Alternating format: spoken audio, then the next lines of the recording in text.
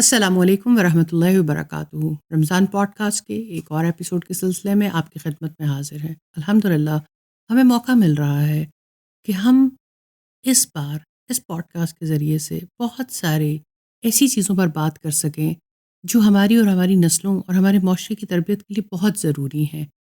پچھلی بہت ساری اقساط میں بھی آپ نے دیکھا کہ ہم نے مختلف موضوعات پر بات کی، اور ہم یہ چاہتے ہیں کہ میکسیمم فائدہ اس وقت سے اٹھایا جا سکے اور اللہ رب العزت ہمارے لیے اس عمل کو سیکھنا آسان کریں۔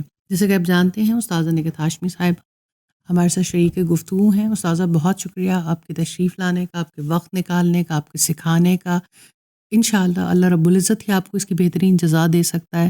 جس طرح آپ کے ساتھ بیٹھ کے انسان ایک انلائٹنمنٹ کی فیلنگ میں چلا جاتا ہے کہ قرآن کو جس طرح سے ایکسپلین کرتی ہیں، جس طرح چیزوں کا ربط جوڑتی ہیں سائیکلوجیکلی، ایموشنلی، اور پچھلے 2-3 ایپیسوڈ سے ہم بہت زیادہ بات کر رہے ہیں کہ روح، جسم اور جو ہمارا سول ہے، اس کا بڑا گہرا تعلق ہے۔ تو الحمدللہ اس کا بہت شدید فائدہ ہو رہا ہے۔ جس طرح ہم نے بہت بات کی ایکسٹرنل ہائیجین کے حوالے سے اور ایکسٹرنل انوائرمنٹ کے حوالے سے بچے کے ہم بہت کنسرنڈ ہیں، اسی طرح سے اسپرچول ہائیجین بہت ضروری ہے۔ اور ان ساری چیزوں کو مائنڈ، باڈی اینڈ سول کا جو کنیکشن ہے، اس کو صحیح گراؤنڈ پر آپ تب تک استوار نہیں کر سکتے جب تک اللہ تعالیٰ کی وہ گائیڈ لائن جو اس نے ہمیں دی ہے، اور بے شمار مثالیں ہیں اس کتاب سے۔ ہم نے کبھی حضرت لقمان کا ذکر کیا، ان کے اپنے بیٹے کو کیا وصیتیں کرتے نظر آ رہے ہیں اور کس کس حوالے سے گائیڈ لائن دے رہے ہیں۔ پھر حضرت یحییٰ کی بات ہوئی، حضرت مریم کی بات ہوئی، حضرت عیسیٰ کی بات ہوئی۔ تو الحمدللہ بے شمار ایسی مثالیں۔ سر آج میں جو آپ سے پوچھنا چاہتی ہوں، حضرت لقمان علیہ السلام ایک بہترین باپ کی شکل میں سامنے آتے ہیں، اور اللہ تعالیٰ اس کو اپنی کتاب میں ذکر کرتے ہیں کہ کس طرح وہ اپنے بیٹے کی تربیت کر رہے ہیں۔ اس طرح ایک تربیت حضرت اسماعیل علیہ السلام کی ہوئی، اس ماں نے جس نے اپنے باپ کی غیر موجودگی میں اس بچے کو پروان چڑھایا، اور جیسے شاعر بھی اس کے بارے میں کہتا ہے کہ وہ فیضان نظر تھا یا کہ مکتب کی کرامت تھی، سکھائے کس نے اسماعیل کو آداب فرزندی۔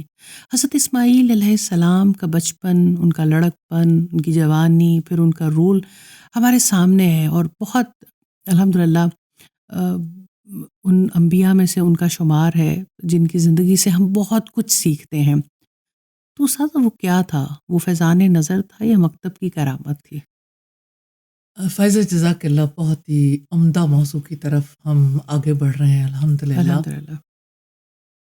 نہ تو وہ فیضان نظر تھا، نہ مکتب کی کرامت تھی، اللہ اکبر، وہ ایک ماں کا اخلاص تھا۔ سبحان اللہ۔ یقیناً مائیں اپنے بچوں کی زندگی میں بڑا اہم کردار ادا کر سکتی ہیں۔ بے شک۔ ماں کا اخلاص، ماں کا توکل، ماں کا صبر، ماں کی سچائی، ماں کا اپنے بچے کے لیے کانشیس ہونا، سب کچھ ہی بے حد اہمیت کا حامل ہے۔ اور ایک ایسی ماں جس کو ساری دنیا سے کٹ آف کر کے صحرا میں تن تنہا چھوڑ دیا گیا تھا اللہ تعالیٰ کے حکم سے۔ مجھے وہ وقت یاد آتا ہے تربیت کی بنیادوں میں جو چیزیں ہیں کہ جب سیدہ ہاجرہ کو حضرت ابراہیم علیہ السلام چھوڑ کے جا رہے تھے، تو اس وقت وہ پیچھے لپکیں اور پوچھنے لگی مجھے کس کے حکم سے یہاں چھوڑے جا رہے ہیں؟ اللہ اکبر۔ تو ابراہیم علیہ السلام نے سر جھکا دیا، کیا کہوں، دل گرفتہ تھے۔ پھر خود سوال کرنے لگیں کیا اللہ سبحانہ تعالیٰ کے حکم سے چھوڑے جا رہے ہیں؟ تو ابراہیم علیہ السلام نے جب سر ہلایا تو کہنے لگی جیسے پھر تو کوئی بات ہی نہیں، لا یضیعن اللہ ابدا، کہ اللہ تعالیٰ ہمیں کبھی ضائع نہیں کرے گا۔ سبحان اللہ۔ اب بلیف دیکھیں، اسٹرانگ بلیف ہے کہ اللہ سبحانہ تعالیٰ کی بات ہے نا تو ہم ضائع ہو ہی نہیں سکتے۔ اور اب اگر آپ دیکھیں کہ اگر ماؤں کو اپنا جائزہ لینے کا موقع ملے کہ اللہ سبحانہ تعالیٰ کی ذات پر بلیف کتنا ہے۔ آج کی دنیا میں جہاں ہم رہتے ہیں، جہاں مال سب سے بڑی ویلیو بن گیا، جہاں لوگ جو ہیں وہ ایک دوسرے کو پیسے سے اور ایک دوسرے کو یعنی دنیا میں کس کو کیا مقام حاصل ہے اس حیثیت سے پہچانتے ہیں، وہاں کی ماں کیا ٹریننگ کر رہی ہے اور وہ کیسی ماں تھی. میں کبھی سوچتی ہوں سیدہ ہاجرہ کے بارے میں، کیسے انہوں نے اس جگہ پر اپنی راتیں اپنے دن بتائے ہوں گے اللہ جہاں آج بیت اللہ ہے، جس کا لوگ طواف کرتے ہیں.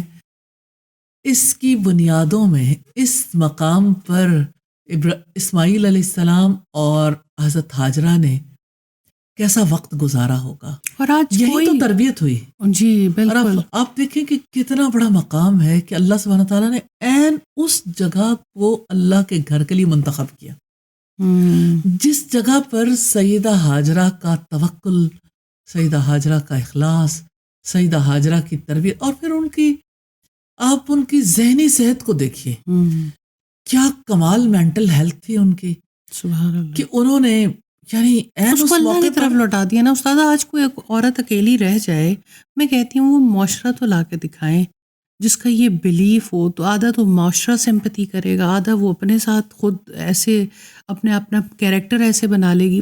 وہ بلیف ہی نہیں ہے کہ اللہ مجھے کبھی ضائع نہیں کرے گا، اللہ مجھے انشاءاللہ. کبھی ضائع نہیں کرے گا. سبحان اللہ. اس وقت پہ بھی یہ سوچنا، آج کسی کا شوہر اس کو تنہا صحرا میں چھوڑ کے جائے تو صحیح، نہ تو اس صحرا میں نہیں، گھر میں چھوڑ جائے، گھر میں بھی چھوڑ جائے. اور اگر وہ کسی معاشرے میں بے شمار خواتین ہیں جن کے ساتھ مختلف طرح کے واقعات بھی ہو جاتے ہیں، زندگی کے معاملات بھی بیت جاتے ہیں، اور یہ یقین ہونا کہ اس حال میں بھی اللہ مجھے ضائع نہیں کرے گا انشاءاللہ. میں 15 سال پہلے کی ایک ریسرچ سامنے رکھنا چاہتی ہوں، آج کی نہیں.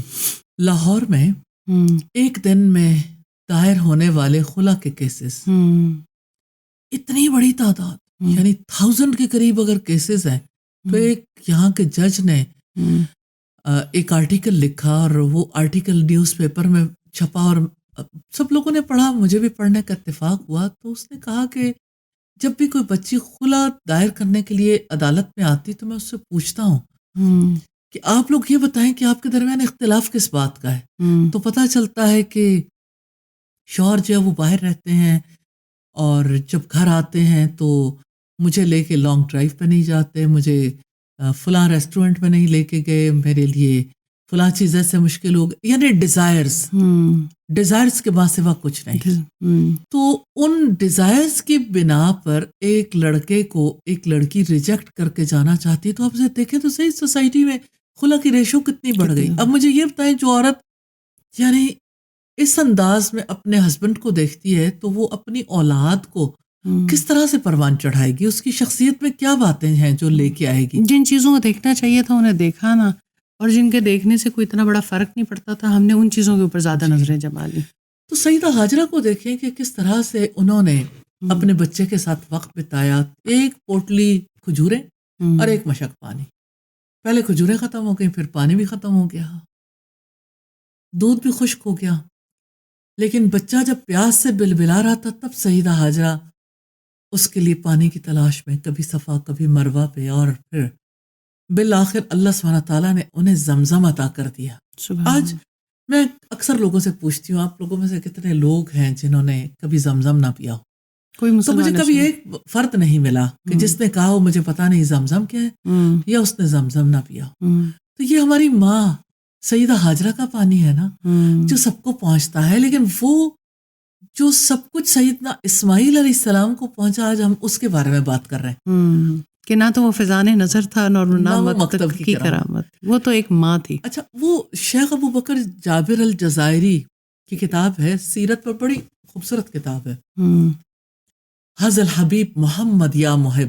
اس کا اردو ترجمہ سیرت حبیب کے نام سے ہے. اچھا، اب وہ لکھتے ہیں محمد صلی اللہ علیہ وسلم کا تعارف کرواتے ہوئے سرزمین نبوت کا تذکرہ کرتے ہیں، اور اس میں سیدہ ہاجرہ کی خصوصیات کو سامنے لاتے ہیں، اور ان کے صبر کو، ان کے توکل کو، اور بعد میں وہ کہتے ہیں جڑوں کی خوشبو شاخوں میں آئی جایا کرتی ہے. تو شاخ محمد صلی اللہ علیہ وسلم اور جڑ سیدہ ہاجرہ. تو آپ دیکھیں کہ سیدہ ہاجرہ اور رسول اللہ صلی اللہ علیہ وسلم کے درمیان پہلا کنیکشن سیدنا اسماعیل علیہ السلام. تو سیدنا اسماعیل علیہ السلام کی جو شخصیت تھی، کس طرح سے سیدہ ہاجرہ کو وہ دیکھتے ہوں گے صبر کرتے ہوئے، لوگوں کو ڈیل کرتے ہوئے. ان کی ڈیلنگ دیکھیں، ان کی بڑی فراست تھی. جب قبیلہ بنو جرہم کے لوگ ان کے پاس آئے کہ کیا ہم یہاں پہ آباد ہو سکتے ہیں، کیونکہ پانی ان کے پاس موجود تھا، سنگل ریسورس. آپ کو پتا ہے کہ کسی بھی علاقے میں جب کوئی اسٹیٹ قائم ہوتی ہے، جب لوگ مل کے رہتے ہیں، اس کی کوئی یعنی بنتر بنتی ہے سوسائٹی کی، تو ریسورسز کی ضرورت ہوتی ہے، اور سنگل ریسورس ان کے پاس پانی تھا. تو سیدہ ہاجرہ نے اس وقت کتنی فراست سے ان سے کہا تھا رہائش تو آپ رکھ سکتے ہیں لیکن پانی پر میرا حق ہوگا. تو ابتدا میں ہی جھگڑے کا فیصلہ چکا دیا. ایک وائس اور وزڈم والی خاتون تھی، اور انڈرسٹینڈ کرتی تھیں امپورٹنس آف ریسورسز کو، اور پہلا شہر آباد کرنے والی عورت تھی، پہلا کانٹریکٹ کو. جی بالکل. تو آپ یہ دیکھیں کہ یعنی ایک ماں کو جو ہے نا فراست والا ہونا چاہیے. کنفیوزڈ ماں کیسے اچھی تربیت کر سکتی ہے، جسے یہ نہیں پتا چلتا کوئی کچھ کہتا ہے کوئی کچھ کہتا ہے، جسے یہ نہیں پتا چلتا کہ مجھے اپنے بچے کو رائٹ اینڈ رانگ کے بارے میں کیسے بتانا ہے، رشتوں کی پہچان کیسے کرانی ہے، اس کے اندر اچھی خصوصیات کیسے پیدا کرنی ہے. اور پھر آپ دیکھیں کہ جس کو یہ نہیں پتا چلتا کہ کیا کھلانا ہے اور کیا نہیں کھلانا، اور کیا توار پروان چڑھانے اور کیا نہیں چڑھانے، تو وہ کیسے اچھی تربیت کرے گی. تو وہ اس قدر زیادہ فوکس تھی اللہ سبحانہ تعالیٰ کی طرف، جس کی وجہ سے ہم کبھی یہ دیکھنا چاہتے ہیں نا کہ کیسے کسی انسان نے کام کیا زندگی میں، تو ہم اس کے کام کو دیکھتے ہیں اس کے رزلٹ سے. بالکل. تو کتنی زبردست رزلٹ بیسڈ پیرنٹنگ تھی کہ سیدہ ہاجرہ نے اپنے بچے کی تربیت کی، اور بچے کے اندر کیسا صبر اور کیسا توکل تھا اللہ سبحانہ تعالیٰ کی ذات پر. حضرت ہاجرہ کا توکل تھا وہ ہمیں کبھی ضائع نہیں کرے گا. اور آپ اسماعیل علیہ السلام کو دیکھیں، جس وقت ابراہیم علیہ السلام آتے ہیں اور انہیں کہتے ہیں کہ میں نے خواب میں دیکھا ہے کہ میں آپ کو ذبح کر رہا ہوں، اور وہ برملا جواب دیتے ہیں کہ آپ کو جو حکم دیا جا رہا ہے آپ کر ڈالیے. اور اس بچے کو یہ پہچان ہونا، اس کی ماں کو وہ پہچان تھی، اس کی ماں کو وہ پہچان تھی کہ اگر اللہ کے حکم سے چھوڑے جا رہے ہیں تو پھر کوئی نہیں، اللہ ہمیں ضائع نہیں کرے. اور یہاں بھی وہی بات نظر آتی ہے کہ آپ کو جو حکم دیا جا رہا ہے نا وہ کر ڈالیے. ستجدونی انشاءاللہ من الصابرین، آپ انشاءاللہ مجھے صبر کرنے والوں میں سے پائیں گے. یہ ہمارے یہاں پھر کمپلین کی جاتی ہے، بچے سنتے نہیں، بچے مانتے نہیں. آپ نے انہیں ماننا سکھایا ہی نہیں. مجھے ایسا فیل ہوتا ہے کہ ماں پہلے خود دیکھے، باپ خود دیکھے وہ اپنے ماں باپ کی کس قدر مانتے رہے، اور ان کے اندر اطاعت کا جذبہ کتنا ہے، اور ان کے اندر رشتوں کی شناخت اور پہچان کتنی ہے، اور ان کے اندر فراست کتنی، اور وہ اپنے مالک کو کتنا پہچانتے ہیں، اپنے خالق اپنے رازق کو کتنا پہچانتے ہیں. دیکھیں چیزیں تو ٹرانسفر ہوتی ہیں نا، تو جو کریکٹرسٹک ماں باپ کی ہوتی ہیں وہ ٹرانسفر تو ہوتی ہے نا. بچہ لرن کرتا ہے کچھ کر کے، اور لرن کرتا ہے ارد گرد ماں باپ کو دیکھ کے. اور دیکھیں بچہ تو کوئی بھی بات ہو، نیا کوئی شخص آئے، چھوٹے بچے کو دیکھیں اس کی نظریں ماں کی طرف اٹھتی ہیں کہ ماں اب کیا کہتی ہے، تو وہ دراصل حکم کا انتظار کر رہا ہوتا ہے. پھر جو ماں کر رہی ہوتی ہے وہ بچہ لرن کر جاتا ہے، جو باپ کر رہا ہوتا ہے گریجولی بچہ بڑا ہوتا ہے پھر باپ کی طرف انکلائنڈ ہوتا ہے، تو جو وہ کر رہے ہوتے ہیں وہ پیچھے پیچھے وہ سیکھ رہے ہوتے ہیں. تو آپ اس بچے کو دیکھیے کہ جس نے اپنی صابرہ اور توکل کرنے والی ماں سے یقین سیکھا تھا، اللہ سبحانہ تعالیٰ کے احکامات پر یقین کرنا، اور پھر جو اللہ نے کہہ دیا وہ کرنا ہے. ایک تو یقین، اور پھر اللہ نے جو کہہ دیا بالکل وہ کرنا ہے. اور پھر آپ دیکھیں کہ یعنی باپ کے بارے میں ایک غلط فہمی نہیں ہے کہ میرا باپ مجھے چھوڑ کے چلا جاتا ہے، ہم ساری زندگی تنہا رہے، ہمارے حالات ایسے تھے، فائنینشیل ایسے تھے، ہمیں جو ہے وہ بے یار و مددگار چھوڑ دیا، اور ہم اکیلے رہے ساری حیات میں، اور ساری حیات میں اکیلے رہنے کے بعد اب جب والد آئے ہیں تو کہتے ہیں میں تمہیں ذبح کر دوں گا. ایک نیگیٹو تھاٹ نہیں ہے، اور اس میں ماں کا کتنا بڑا دخل ہے، بہت بڑا کردار. اور پھر جب حضرت اسماعیل کی زندگی میں ہمیں آگے بھی نظر آتا ہے کہ جب والد ان کی چوکھٹ پہ جاتے ہیں اور یہ کہتے ہیں کہ تم چوکھٹ بدل دو، والد اور بیٹے کی پھر ملاقات نہیں ہو پاتی ہے، بغیر ملاقات کے صرف والد کا پیغام ملنا اور اس پر عمل کر دینا، یہ کتنی بڑی بات ہے. بالکل. یعنی یہ نہیں کہا کہ نہیں میں اس بات کی تحقیق کروں اور میں یہ کروں اور میں وہ کروں، باپ نے تو کہا ہے آج تو یہ ہے کہ آپ دیکھیں کہ بچوں کی شادیاں ہوتی ہیں تو بچے جو ہیں وہ اپنا قبلہ ہی بدل دیتے ہیں. کیونکہ والدین وہ بھی ویسے نہیں ہے نا، والدین نے بھی اس گراؤنڈ پہ تربیت ہی نہیں کی. درست بات ہے، لیکن آپ یہ دیکھیے کہ بچوں کے اندر کیا چینج ہے کہ وہ بجائے اس کے کہ اللہ سبحانہ تعالیٰ نے جو حق بتایا ہے حق پر جمے، ان کا رخ کبھی دائیں ہو جائے گا، کبھی بائیں، کبھی ماں کی طرف، کبھی باپ کی طرف. کبھی بیوی کی طرف، کبھی والد کی طرف، کبھی صرف بات ہے نا، بار بار کہتی ہیں کہ ہم نے ان کو میں سکھا دی نا، اپنا مالک ہم خود ہیں. میں مالک اپنے بن بیٹھے ہیں نا، اپنے ماں باپ کے بھی مالک بن بیٹھے ہیں، کیونکہ اپنے مالک کی پہچان ہی نہیں کر رہی. اگر آپ چھوٹے سے بچے کو دیکھیں نا تو وہ بھی کہے گا میری مرضی. میری مرضی، میں یہ کرنا چاہتا ہوں، میرا یہ دل چاہ رہا ہے، میں جانا چاہتا ہوں، میں رہنا چاہتا ہوں. یعنی میں کا جملہ، اور ہم اس پہ خوش ہو رہے ہوتے ہیں کہ دیکھا بچہ بڑا ڈیسیجنل ہے، اپنے ڈیسیجنس خود کرتا ہے. میں خود کہوں گا. میں اپنی سراؤنڈنگز میں بھی دیکھتی ہوں کہ جو اب ینگ جب سے چھوٹا بچہ ہے وہ کہتا ہے کہ میں خود ڈیسیجنس کروں گا. ایک طرف ہم اس پہ خوش ہو رہے ہیں کہ بہت اچھی بات ہے، بچہ اپنے ڈیسیجنس کرنا سیکھ رہا ہے بھی کسی حد تک، لیکن وہ مالک کی پہچان سے جب وہ ختم ہوتی ہے چیز، وہ ڈسکنیکٹ ہوتی ہے، تو بس پھر میں ہی باقی رہ جاتی ہے. بالکل ایسا ہے، بالکل. اور سیدنا اسماعیل علیہ السلام میں ہم یہی اخلاص دیکھتے ہیں کہ اللہ سبحانہ تعالیٰ کے حکم کے آگے کتنے جھکے ہوئے تھے. قرآن مجید میں ان کی جو خصوصیات آتی ہیں، ان کی صداقت، پھر یہ کہ وہ اپنے گھر والوں کو نماز کا حکم دیتے تھے، اور مطلب ان کی وعدے کی سچائی کہ وہ کس طرح سے وعدوں کو پورا کیا کرتے تھے. تو آپ دیکھیں کیریکٹر ہے نا، صداقت، ایفائے عہد، صبر، توکل اور یقین اللہ سبحانہ تعالیٰ کی ذات، اللہ کے حکم کی طرف دیکھنا، ماں باپ کی فرما برداری اور ان کے حکم کی تعمیل، اور پھر اللہ سبحانہ تعالیٰ کا انتخاب. اللہ سبحانہ تعالیٰ نے انہیں اپنا گھر تعمیر کرنے کے لیے منتخب کر لیا کہ والد جو ہے کتنی بڑی خدمت قبول کتنی بڑی خدمت کتنی بڑی، یعنی خدمت میں اللہ انہیں سے قبول کرتا ہے کہ پھر جو اس کیریکٹر سے بلانگ کرتے ہیں. بالکل حق شناس ہوتے ہیں، حق کو پہچانتے ہیں اور حق کے مطابق زندگی بسر کرتے ہیں.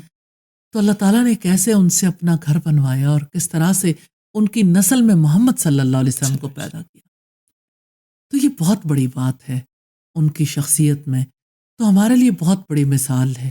ہم شخصیات کو اس لیے دیکھتے ہیں کہ ان کی وجہ سے ہمیں زندگیوں میں وہ خصوصیات نظر آئیں اور پتہ چلے کہ ہاں یہ صرف کتابی باتیں نہیں ہیں. اور استاد ہم اپنی زندگیوں کو بھی تو ان سے ریلیٹ کر سکیں نا. جس طرح ہمارے دشمن نے اتنی کوشش کی کہ ہمارے ہیرو بدل دیے. پتہ ہے کہ ہیرو اللہ تعالیٰ کا نظام ہے، اللہ تعالیٰ نے بھی کتاب میں قصے سنائے ہیں، واقعات سنائے ہیں، پھر احکامات دیے ہیں کہ ایک انسانی نفسیات ہے کہ وہ کہانی سے، اسٹوری سے بہت آسانی سے سیکھتی ہے. تو ہمارے بچوں کی ہم نے، ہماری پیرنٹنگ نے، ہمارے معاشرے نے، اور پھر آبویسلی جو تھنک ٹینکس ایسے پیچھے بیٹھے ہوئے انہوں نے یہی تو کیا کہ ان کے رول ماڈل بدل دیے، ان کی محبتیں تبدیل کر دیں گی جن سے محبت ہونی چاہیے تھی.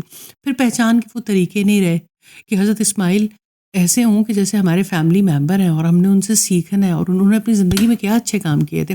مجھے تو کبھی کبھی یہ بہت کمی محسوس ہوتی ہے کہ یہ بہت اس کو آسان انداز میں کہ حضرت ابراہیم سے ہم ریلیٹ کر سکیں کہ وہ ہمارے آبا میں سے ہیں اور ہم نے ان کی لائف سے کیا سیکھنا ہے.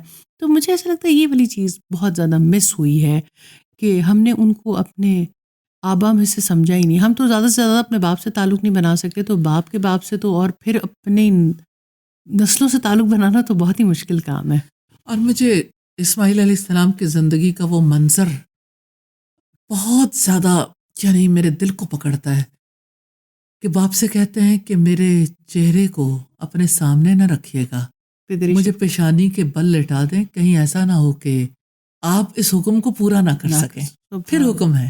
اور اب دیکھیں کہ اللہ سبحانہ تعالیٰ نے ابراہیم علیہ السلام سے یہ کہا کہ آپ نے اپنا خواب سچ کر دکھایا.